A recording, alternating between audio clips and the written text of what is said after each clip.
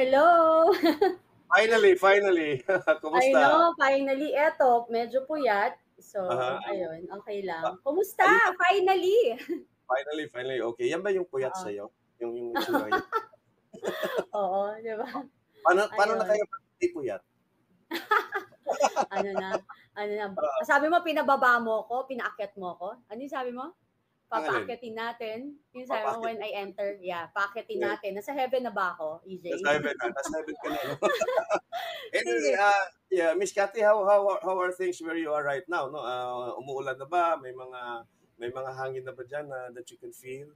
Well, luckily it's still sunny. Maganda yung weather, pero sabi nga ng weather ano natin, forecast natin, don't be too Mm, confident daw with what's tama. happening kasi mamaya bigla lang bumuhos. You know naman, unpredictable na ang weather and it's so surprising na ang grabe din, ang dami-dami talagang bagyong pumapasok, di mo maintindihan talaga kung Yes, bakit. And obviously, parang fina-fact check talaga ang ating flood yes. control projects. What's your take on the ano it's sabi nga ng NASA no ng National Atmospheric and Space Administration ba 'yon ng Amerika at yung weather agency ng mga Japanese na unusual daw na apat no from Marcy to ano ba yung isa and then Ophel now Pipito na Mm. sa isang portion lang ng Pacific Ocean. Ikaw, I know you're a spiritual woman. Ano ba sa iyo is this some sort of parang may ano ba ang kalangitan nito? Divine signal ba ito or sign? Oo Do you think? naman. Alam mo, I guess because like obviously like even the ano, mainstream media kasi they're covering up, no? I'm Mm-mm. not going to apologize, but it's sad.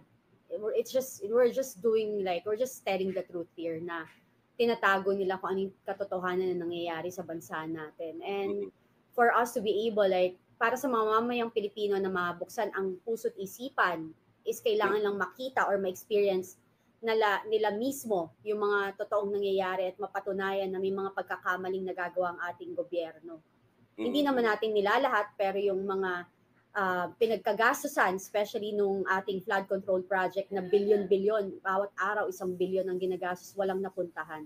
Even yung Right. Cagayan right now, di ba? Parang yung Cagayan, ibang klase. Grabe no? Bicol is, tinatamaan na naman yung Bicol. Yun Alam mo ang yun? problema Parang ngayon. sad. It's Mm-mm. very very sad no at mukhang itong gobyerno na to is still is still confused as to what to do no. Mm-mm. Merong interview si Bongbong Marcos kahapon at ang Mm. sabi pa niya is mag-isip-isip daw tayo kasi nga pag-aayusin daw yung damage ng previous typhoon, Mm. sisirain lang din naman ng nakasunod na bagyo. So, magpaplano daw tayo. Oh my gosh. Ikaw Anong ikaw klaseng, yeah, yeah, ikaw Miss ako, Cathy, no, I have to ask you this, no? Kasi you mm, were you were in the circle, no, of Bongbong yeah, Marcos and the elites, no, for mm, something like 10 years ba 'yon, no? 'Di ba? When you were yeah, still 10 years. in your relationship with Anton Florendo, no? Mm, mm, Tony Florendo, no, sorry. yes. Ito ba in the few instances na nakapag-interact kayo with Bongbong Marcos, ganito ba talaga siya? No, when confronted with very very hard facts, no? Well, Na yeah, sorry. Sige, go ahead. na hindi na niya alam anong sasabihin niya. I think it's a trauma response eh. Mm. Yung for the longest time, like their family was being attacked because of what the family did, like the Romualdez and the Marcoses did in our country, di ba? So Mm. aside from like, kaya nga it's so yung minsan nga nakakatawa na lang kung kine-question na yung EGK pero yung martial law nakalimutan na, di ba? Tama. So yun Tama. yung mga yun, mas malala nga yung martial law. So Mm. basically parang diversion. So Mm. ako, ang tingin ko sa kanya is, ako ang na-experience ko sa kanya, hindi talaga siya people person. Para kapag kunwari, every time na may magtatanong or lumalapit, hindi ayaw niya nun.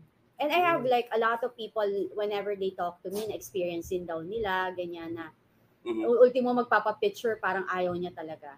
Yung Yeah, ganyan. yeah. Kasi dumidistansya talaga siya na ayaw niya talaga. Even like, nahalata niyo naman he doesn't know how to answer. So everything must be like all this Prepared. time parang prepared and scripted. He doesn't want, ayaw niyang ma-on the spot. Ayaw niyang maano siya, alam mo yung mapaya in a way. So everybody wanted na maayos lahat. Yes, yes. Diba? Pero Hindi talaga. yes, yes. Pero yung halimbawa ngayon si Sap Anton, hindi na natin mahagilap kung nasaan siya, no? Ano ba yung dynamics nila, especially pag may mga ganito, special assistant to the president siya. Ano bang napaka-special sa kanya at ano ba yung pagiging assistant niya sa tingin mo? Kasi ikaw mas nakakilala eh. Syempre, they do things together, right? So, kasama na yung What sort of things? droga.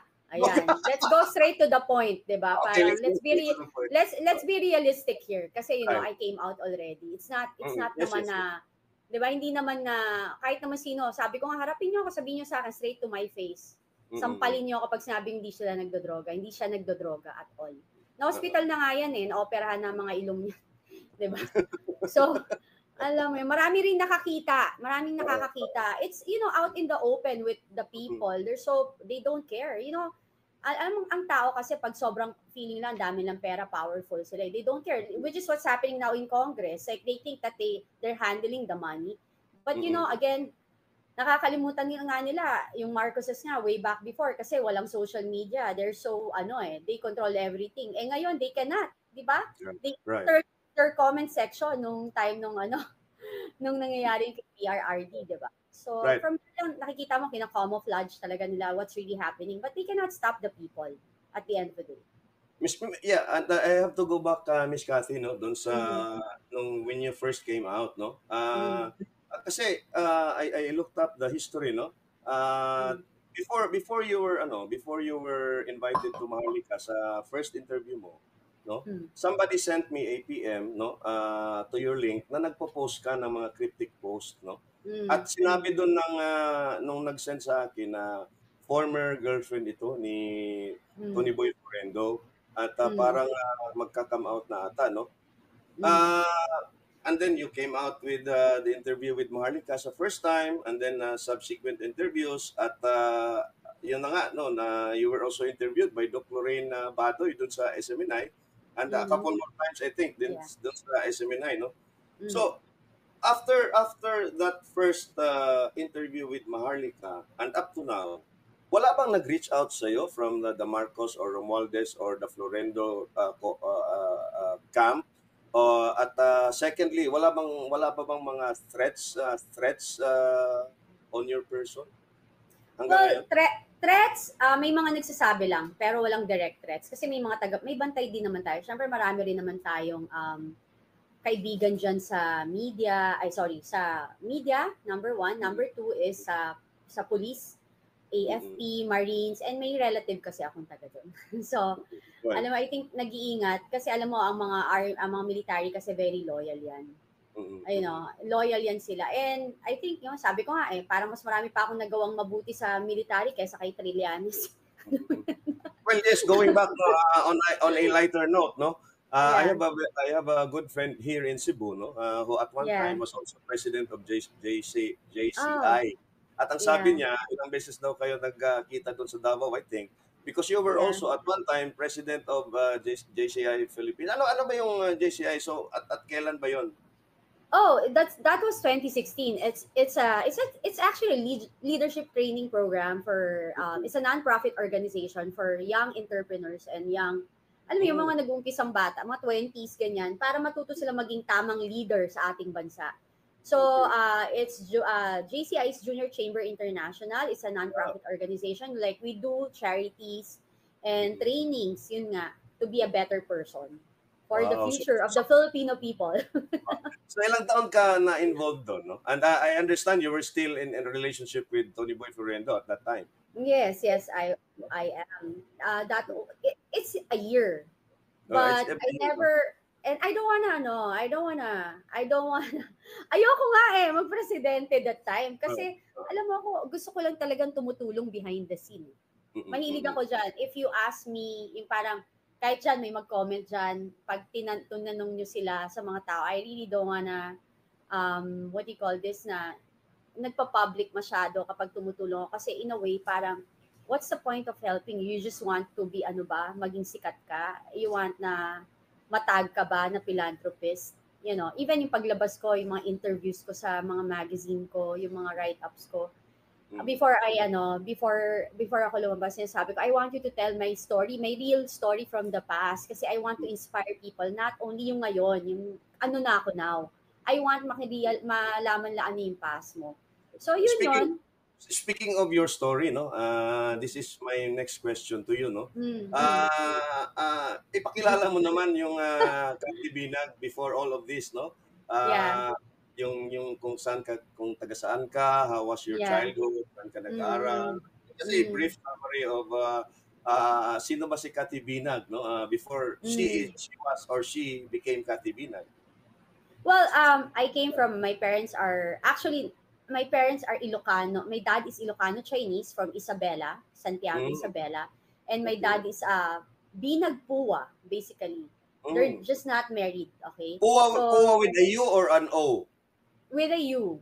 With a U. Yeah. So, from Isabela nga, then we have relatives na politician din, na taga Isabela, mga Binag din, may nag-mayor doon and everything. But I've never met them kasi parang the first and last time I was there, I was 5-year-old. So, batang-bata ako. Then, so, you grew up talaga in Manila?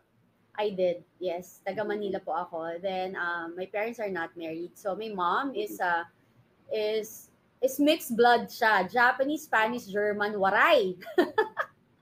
Kaya pala ganun ka kaganda? Nahiya naman yung pagiging 1/4 lapu-lapu ko. Diba? Iba pa rin ang Pinoy kasi tayo talaga. We're very passionate na Pilipino, no? So you grew up sa Manila and then you went to school there? Yes. I went to a Chinese school. So, we grew up in Caloocan City. So, I went to a Chinese school. Then, when my parents got separated, nahinto ako mag-aral. So, I need to work. At a very young age. What age was that? What age was that? I was 14. So, naging print ad and model ako. So, at 14? Pero, at 14, na-discover ako. Pero kasi yung feature ko very, foreign, di ba?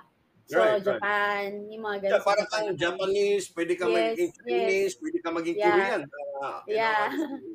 Or even the southern part of Russia, near Korea. Yes.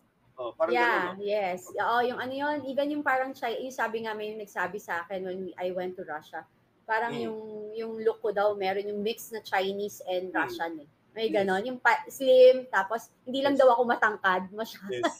Sabi ko, okay. So after that, nag-modeling ka at 14 and then print ad. Yes. Pero not really here. Like mostly yung ads ko nasa Japan, ganon. Kasi nga yung so international. Okay. International, yes. When I was younger. Ayun. Kaya pala. Then I stopped. Kaya pala din sa mga print ads. Kasi alam mo naman yung mga binatang Pilipino, mahilig sa kalendaryo. Then saka, ang nangyari sa akin nun is like, sobrang, may pagka-introvert ako talaga. Right. Ang hirap, hindi ako basta lalabas. I need talagang full confidence. Alam mo yung kailangan na ibaon ko yung sarili ko. Yung parang baon na baon, yung rooted ako. Tapos yung talagang, matindi na yung aking ugat before ako lumabas. Kaya before ako lumabas dito, talagang pinaghandaan ko talaga to. Pinagdasal ko to talaga ng taimtim. Kasi alam ko maraming iiwas sa akin na kaibigan ko. Especially they're scared, di ba? Maintindihan ko naman yun. And sometimes they will never understand na ang pinaglalaban ko, it's not only for myself, but rather para rin sa iba. Alam mo yun? So, yun yung ko kasi. And iba kasi pag, I guess, if you have deeper connection na talaga sa Panginoon, and siya mismo yung mag-guide sa'yo how to do things. Hindi ka magkakamali. Yun lang ako. Yes, and I agree, no. Ganun din yung tingin ko sa iyo, no, because yun nga ang sinabi mo, no. You're not after the clout nor after the limelight, no. Pero ito tatanong ko talaga sa iyo. Kasi yung birthday ni Barbie Imperial, I know of one na nandun din, no. And she took a picture of you. Yeah. at sinend niya sa akin, no? Oh, At may marami tayong nag-post doon, no? Na nandun nga rin si Sandro Marcos. Totoo ba yun? yeah. Nandun sa birthday ni Barbie? Oh, nandun ako. Kasi my daughter is very good friend with Barbie. Mm, Magkaibigan mm, talaga sila. And yun, kagrupo nga nila yan sila. And I'm nothing against them being friends naman. mm, mm, 'Di mm. ba? Kasi I want my children is like my best friends. Barkada Yes. ko, mga anak ko. Kasi I want them to tell me everything. Ganon Mm. yung relationship ko with Pero them. nandun nga si Sandro ba? Totoo? Oo, nandun siya. Ano Nandun yun? siya. Did It's you, funny. Ay, hindi, ito yung nangyari dyan. Kasi I didn't oh, know that he's coming. 'Di ah, ba? ah, And sorry? hindi ko alam na darating siya. So Okay? nauna ka?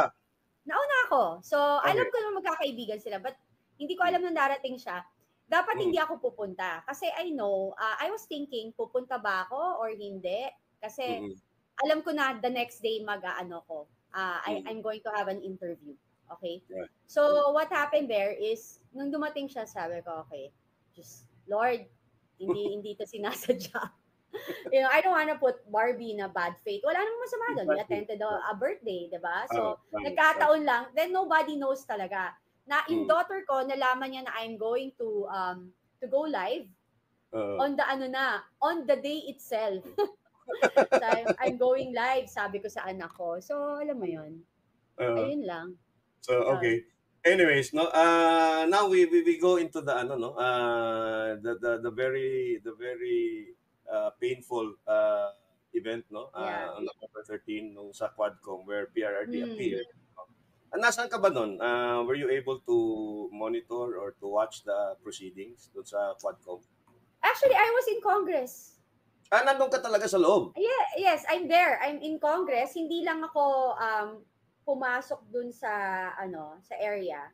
Actually, may Mm-mm. pinasok lang kasi ako na I rather na ang nagpinapasok ko is yung ating ibang mga what do you call this? Vloggers. Mm, mm, So mm, I watch umalis ako, hindi ako pumunta doon pero nandun ako sa loob. We had live with I had a live stream with Maui when we were inside. okay. Yeah. Hindi ko napansin yun. No? So you Yeah. were there pala talaga, no? Because I Yes. assume you still have the connections, no? Doon Yeah. sa Congress because at Mm, one mm, time you were chief of staff, no? Ni mhm. Tony Boy, no? Floriendo. And not only that, we need to understand and dapat din matandaan to, hindi to makalimutan ng ating mga kongresista na Uh-uh. ang Congress, tayo nagtayo niyan, ang tax natin, ang tax ng mamayang may langaw, sorry. May tax ng mamayang Pilipino ang People's house, no? oh, exactly. So even yung mga empleyado diyan, yung mga security diyan, kailangan din nating paalalahanan na ano mo, tayo rin ang nagpapasweldo sa kanila. So, as long na wala namang ginagawang kaguluhan, dapat pinapayagan nila yung mga tao. Kasi ang nabalitaan ko, narinig ko kasi, kasi Mm. naglalakad ako, bakit maraming nakapasok na supporters ni Duterte? Ganun ba? Hindi na nila ako nakilala eh. So I was there, Oh, sabi ko, okay. okay, Okay. fine. Okay. Ganun pala ha, sabi ko. So it's Mm. dapat alam mo, if you guys are confident na talagang wala kayong kinatatakutan and you're pro people, you're not scared to be out Mm. there, let people listen and hear their stories also. Yun lang Wow. yung akin, di ba? Before we go to the more serious topics doon sa Yeah. Quadcom, no? Mm. Matanong lang kita, no? Kasi nga, itong si Benny Abante, I don't know if you Mm. watched the press con, at even doon Mm. sa hearing mismo, no? Si Mm. Benny Abante at si Dan Fernandez talagang nanggigigil at nabubwisit sa mga vloggers na siguro katulad ko, katulad ni Joey, siguro katulad mo din. Mm. Mm. Yung mga mga vloggers na sympathetic to the Duterte cause. Mm. Ano bang take mo doon sa na binabash daw sila, keso ganyan, keso ganon? O Do you think sige, sige naririndi go. or naaapektuhan na talaga sila kung kahit gaano nila i-dismiss yung mga vloggers katulad ko at sa'yo na rin? Oo naman. Alam mo, ganito lang yan. Humarap ka sa camera, kayong dalawa. Sabihin nyo, Mm, ako ay nanunumpa or ako, I swear to in God's name na mm, hindi ako nagnanakaw, wala mm, akong kasalanan, at mm, saka hindi ako nagsisinungaling. mm, Walang nag-utos sa akin. O, mm, sabihin nyo, gamitin nyo. Total, ikaw, abante, ang hilig mong gamitin yung name of God, di ba? Na pati yung mga dinamay mong pa lahat ng bishop, whatever, hindi naman lahat yan Yes. kaalyado mo, di ba? Parang Yes, kitang-kita naman kasi, yung lifestyle mo lang. Hello, paano mo ma-explain? Right. Di ba? Sweldo mo, magkano sweldo ng kongresista? O, yung mga chicks nyo, magkano yung maintenance? Di ba? May mga chicks! Ilan bang chicks nila bante? Ilan bang chicks nila dyan? Hintayin nyo na. Alam mo, yung nangyayari naman ito yung kulang sila dyan Yung ginagawa, alam mo mga Duterte, mabait pa in a way. Parang binibigyan sila ng chance to redeem themselves na Tama. Na parang, sige, gawin niyo yung gusto yung gawin. Tingnan natin kung saan kayo pupunta. Remember, let me remind you guys, ilang taon ng Marcos sa politika? Right. 20 Ilang years. taon? Di ba? Ilang taon si Digong sa politika? Yes, 40 years yan. 40 siya or something, right? Okay. So yung mga yan, kayo, baga sa dumi lang kayo ng kuko ng mga yan sa experience. So yung resources... Wala nga sa dumi ng kuko ng kalingkingan ni Digong Oo. And yung resources niyan, yung relationship na itinanim ng mga Duterte from the police, from AFP, from everybody in here in the Philippines, malalim po. So yung akala nyong nababayaran nyo, yung akala nyong kakampi nyo, I'm telling you now, ako na to, makinig kayo. Hindi ito kakampi. Hindi nyo sila kakampi at baka tapusin nyo to hanggang end of this year. Kung ayaw nyong matapos ang political career nyo. Mayroon akong huhugutin sa'yo, no? Sige. Kasi napansin natin doon sa Quad Committee hearing, ang nag-e-interrogate ng former president ay mga NPA affiliated, no, na mga party list, no, katulad ni Brosas, Castro, nila Manuel. But napansin din natin na yung mga drug pushers, no, or yung mga biktima daw, quote unquote, ng AJK, ng drug war, yung ina-highlight nila. Pero ayon na nga kay Representative Cardema, ang hindi binibigyang pansin ay yung milyong Pilipino na nag-suffer because isa sa pamilya nila or dalawa or mahigit dalawa ang biktima din ng mga durugista, drug pushers at mga drug lords. Yun ang hindi highlight. Ako, Miss Cathy, no, I have to seriously ask you this kasi ilang beses mo na rin sinabi to, no? Ikaw din na and even Doc Lorraine Batoy at one time inadmit niya, no, na may pamilya talaga sila na nalulong sa droga. So ikaw ba, you feel the same way na bakit ito lang na biktima na napatay dun sa drug war, pero kami na nagpasalamat kay PRRD dahil natulungan yung mga kapamilya namin na makalabas dun sa bisyo na yan at sa negosyo na yan, hindi man lang binibigyang pansin. Well, yun yung sinasabi ko, EJ. Selective. Very selective sila. And I'm nothing, parang naniniwala naman ako na yung mga yung kaliwa sila dati, ex-NPA sila.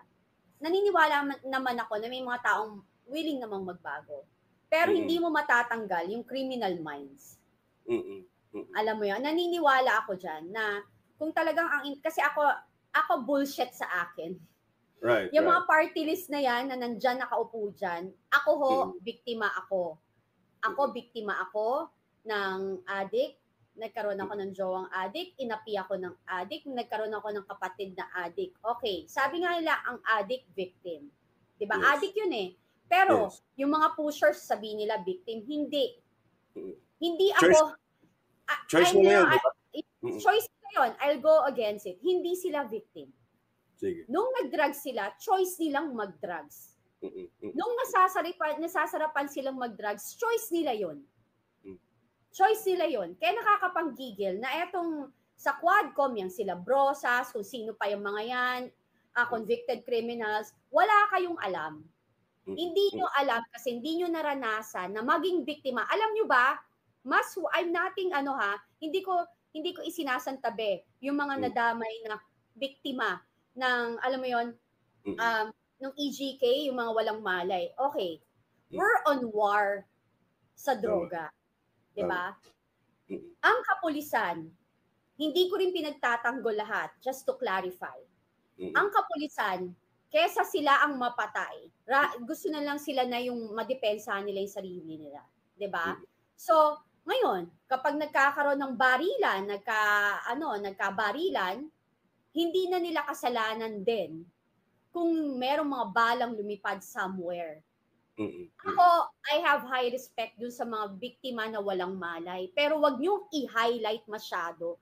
Yung para kasi ang nangyayari sa hindi na parang talagang nangyayari right now, yung mga pushers, pinoprotektahan nyo. Yun. Yung mga criminals talaga, pinoprotektahan nyo. Eh kami, alam niyo ho ba, na ang isang biktima ng isang addict na naghahasa, merong 2-year-old, nire-rape. 2-year-old, baby.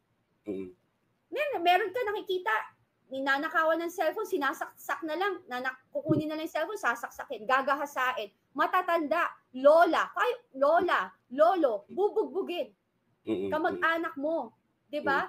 Pag ikaw natirhan ka ng isang taong addict, it's like hell.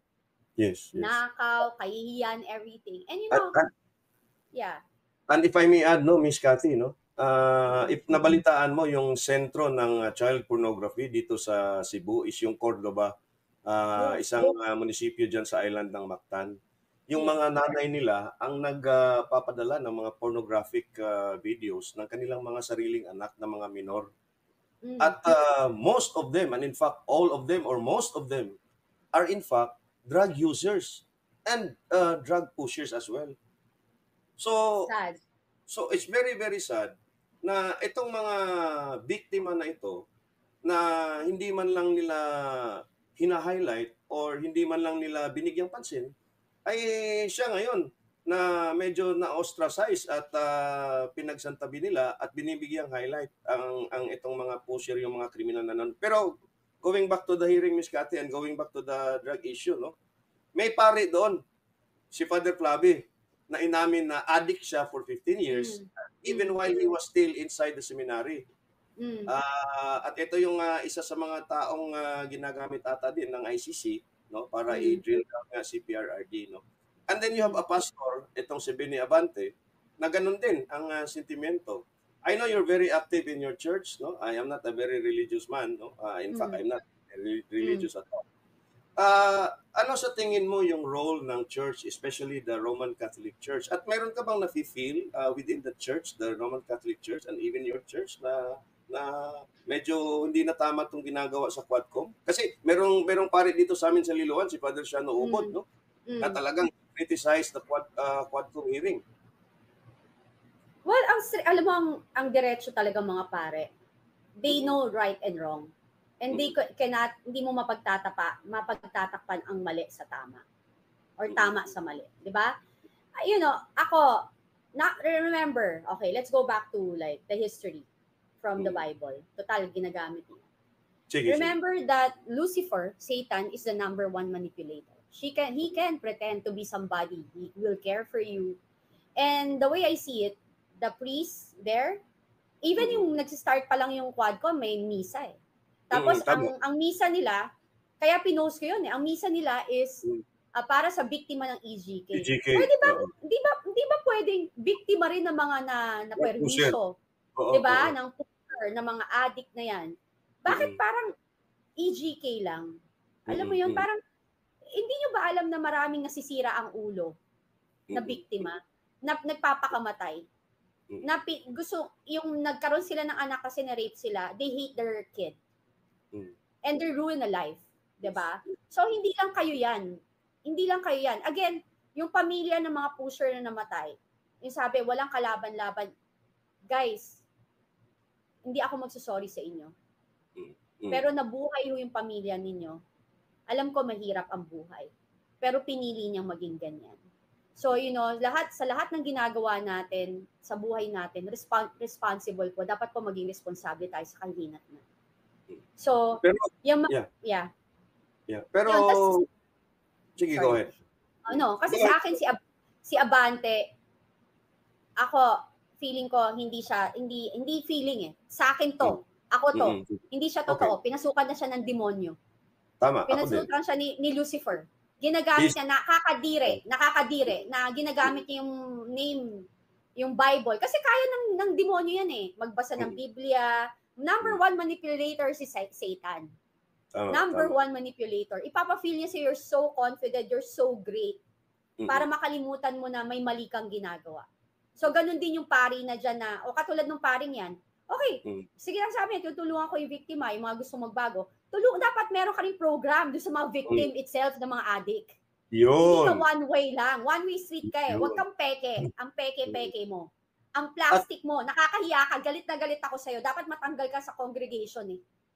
So ano sa tingin mo, Miss Cathy, yung role ng simbahan dito? Kasi alam mo naman tayo, we are very religious, 90% Christian, and out of the 90% na mga Kristiyano, around 90% of that are Catholics, no? Do you think na medyo silent ang Catholic Church at ang yung ibang simbahan sa usapin na ito ngayon? I don't think Yeah, I don't think silent. I think sooner or later, not later, I think sooner they will speak up. And they have to. They have to. Kasi you need to protect, like in any, whatever religion you have, kailangan nyo talagang sabihin kung ano yung tama sa mali. Again, hindi ko naman pinapatronize yung mga maling nagawa. Pero ipatronize nyo din kung ano yung dapat talaga ipagtanggol nyo yung bayan natin. Yung kasi ang Quadcom, alam mo nakakaano eh, kasi yung Congress, nababoy eh. Nawala na ng prinsipyo tsaka integrity. Yung mga nakaupo dyan, yung batas hindi alam. Look at Paduano, is an ex-NPA. Kita mo, lumalabas yung ugali niya eh. Yung ugali niyang may pagkakriminal na mayabang. Well, maliit na lalaki, Antonio Bonaparte, yung ugali. Piling pabida. Diba? Alam mo, parang kapag may resource person, sisigawan mo. Sino ka? Gusto kong sabihin doon, dapat yung mga resource person, pag tinawag ko, sandali lang ho, kung may respeto ako sa inyo, pero dapat ho, respetuhin nyo din ako. Huwag nyo ako sigawan. Kami ho nagpapasweldo sa inyo. Alam mo yun? You know, all of them, imbecile na eh. Nakahangin sa utak. Diba? Nakalimot. So, diba? Yeah, nakalimot, no? Nakalimot. I take off from that word, no? Nakalimot, no? So para bang nakalimutan nila si PRRD, nakalimutan nila ang ginawa ng matanda for the last 6 years. And even going back, no, to when he was mayor in Davao, ang mga nagawa niya, kasi Exhibit A talaga yung Davao City. And then, I have to frame that question on you. Kasi, sa tingin ko, ikaw ganun din eh. Ikaw ay para ding si PRRD, no? You were part of that circle, you thought all along na you were friends, no? Na you did what you had to do just to please them, no? Quote unquote, sorry for that word, no? It's okay. Just to be a good friend or just to be a good person, no? With those people, no? And then eventually, na-narrate mo na rin yun, na you felt betrayed, no? At one time. At yun na nga nag-umpisa hanggang nandito na nga tayo at nandito na yung isang katibinag na matapang na lumabas, no? At katulad ni PRRD doon sa Quad Committee, nag-iisa at ikay babae pa at stake yung reputasyon mo na kalabanin itong mga taong very very powerful at are still holding so much power and wealth, no? So take us through that story, Miss Cathy, no? Ano bang ginawa mo sa kanila, and at what point na bigla ka na lang nilang kung sa English you were thrown under the bus? So well, alam mo, hindi ko nga maintindihan. Basically naghiwalay lang kami ni Tony Boy, and yung reason na yun nga 2021 February 17. Okay. So alam mo sila, alam ko for a fact na ayaw nila sa akin kasi yung ginagawa nila hindi ko ginagawa, and they look highly about themselves. Alam mo yon, yung iba sa kanila, iba nga dyan, feeling gwapo, papangit naman.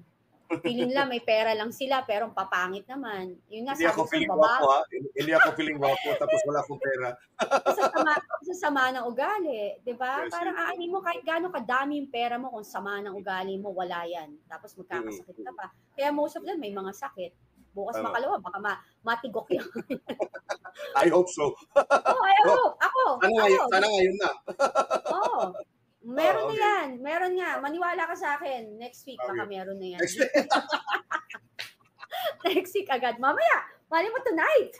Diba? Okay. Alam mo yun? Alright. So Ayun. paano yun, no? So naghiwalay lang kayo ni Tony Boy at bigla na lang na may mga nangyayaring orchestration na para bang you were being stripped, no? Oo. Tapos Oo. sinisiraan na ako. Tapos ako kasi, Yun na. nagsalita ako, nandiyan pa rin ako, may group chat akong ginawa. Nasabi ko, apparently we cannot work these things out. Lahat kami. Kasi may mga numbers naman ako nilalapit. So So, siniraan ka after that. Pero yung bang hiwalayan nyo ni Tony Boy, was that civil or was that adversarial? not even civil.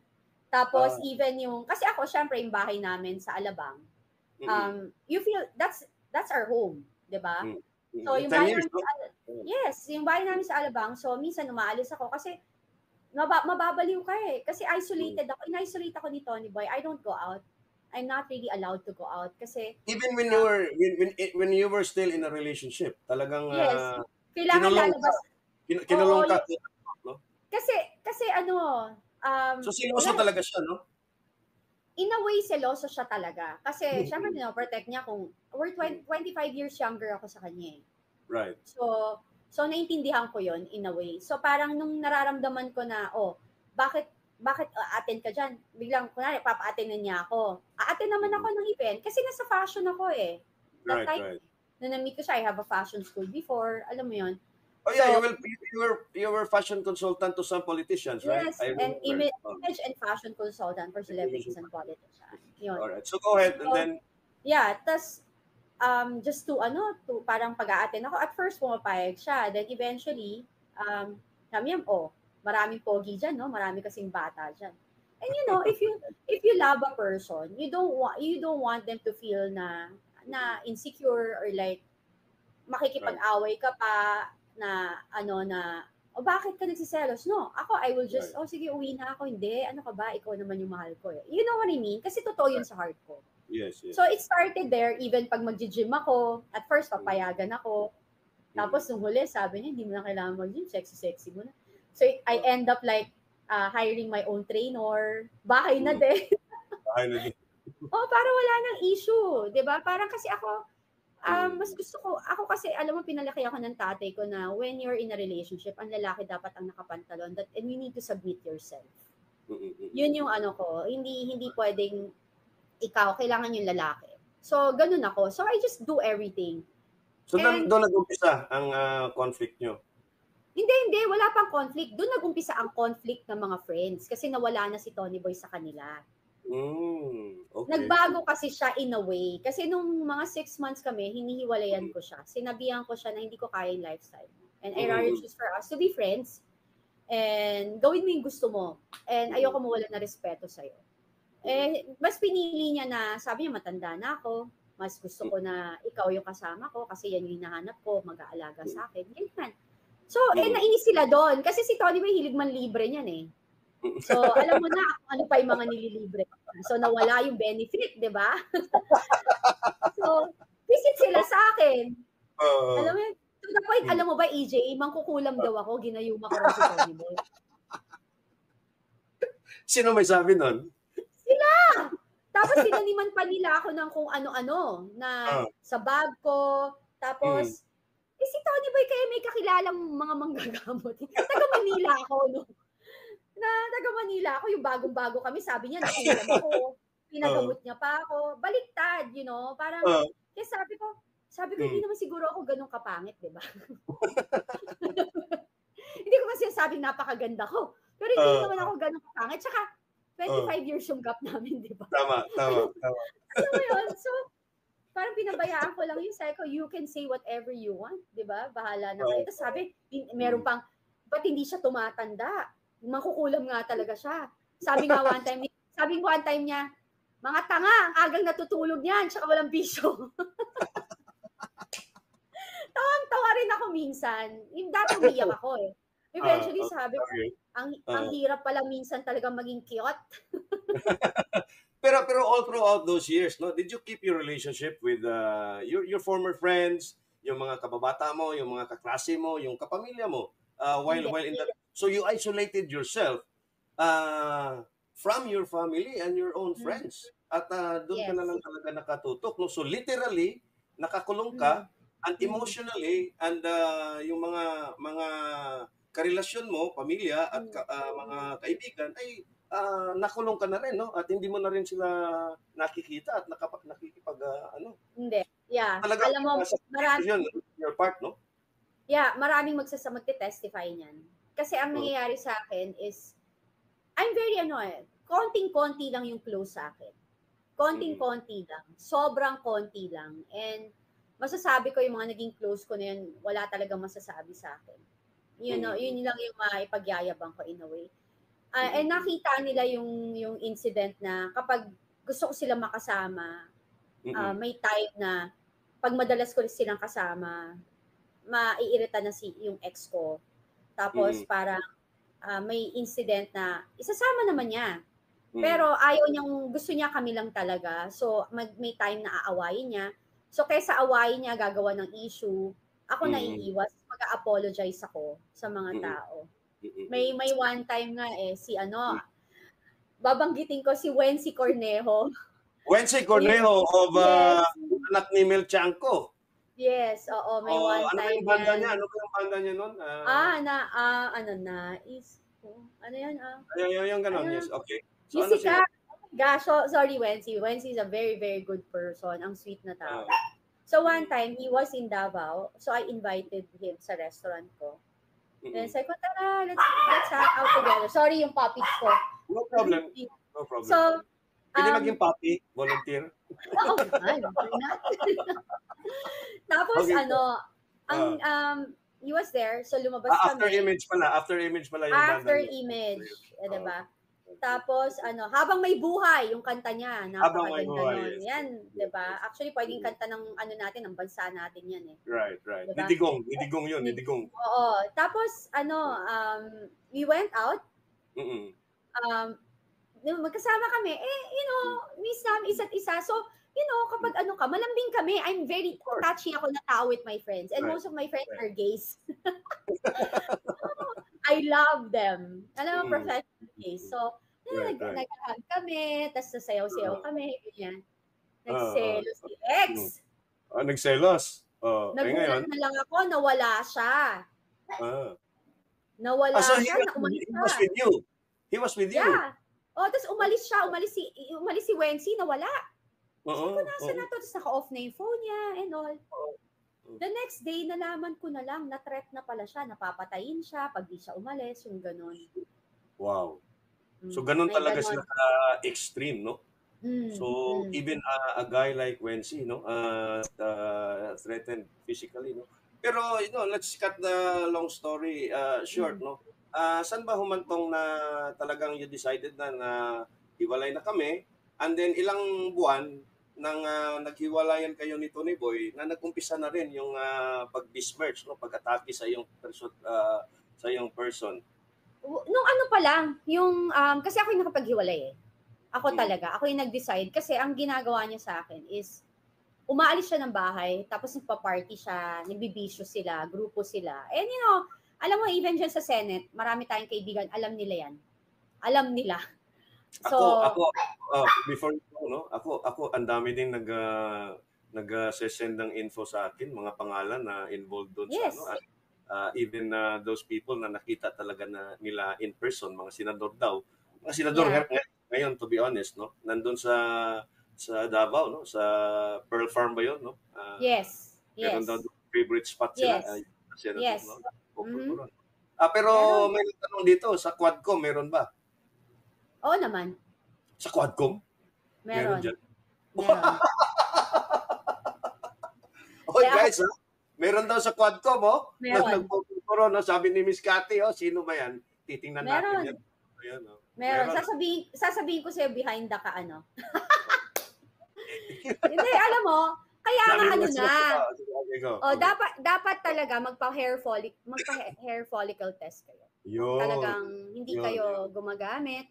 Yan. Kasi kung wala kayong tinatago, ano Mm-mm. namang masama, 'di ba? Mm-mm. Gawin nyo, 'di Mm-mm. ba? Mm-mm. So, tigilan na natin yung ano na to, yung bakit namin gagawin, we are not gonna, no, you are a public official. You Eh, require to do it. nagpa-hair follicle Diba? na nga si Doc Lorraine, si Pulong, di ba?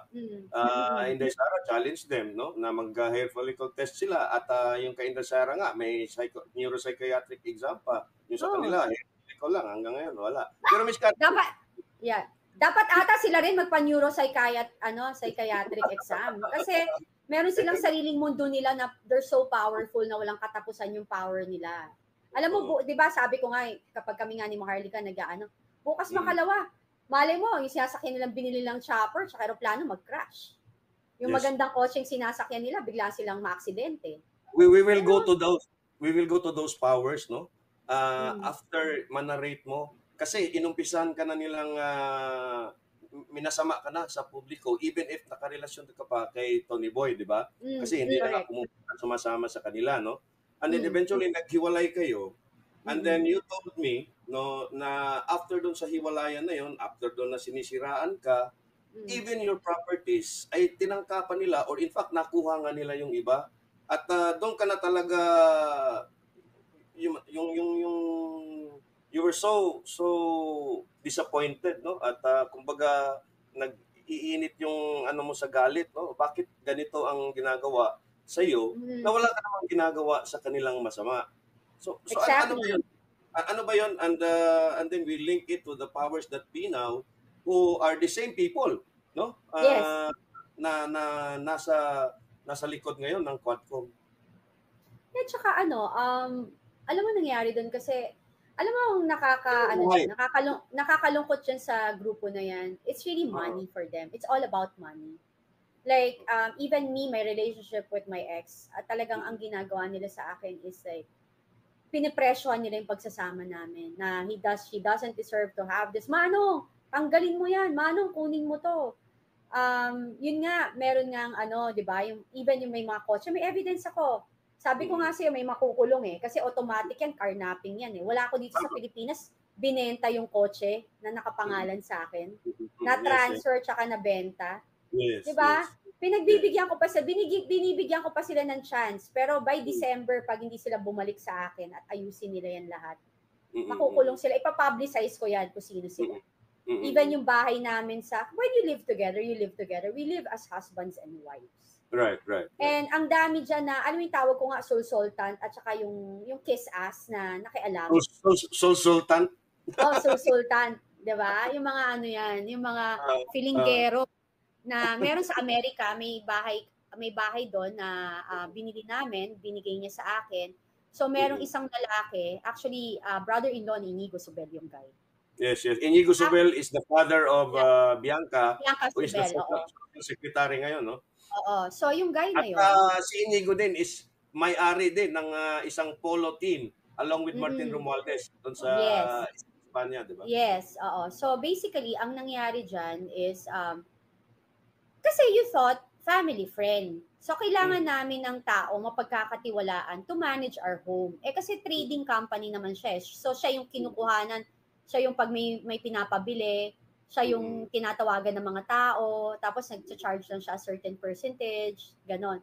So, yung half, nung binili yung bahay, siya yung in charge. So, yung half ng bahay nakapangalan sa kanya. Okay? Nakapangalan sa kanya yung bahay. Ngayon, ang ginawa nung guy na yon is like, hiwalay na kami. Meron akong bank account na ginawa ko rin siyang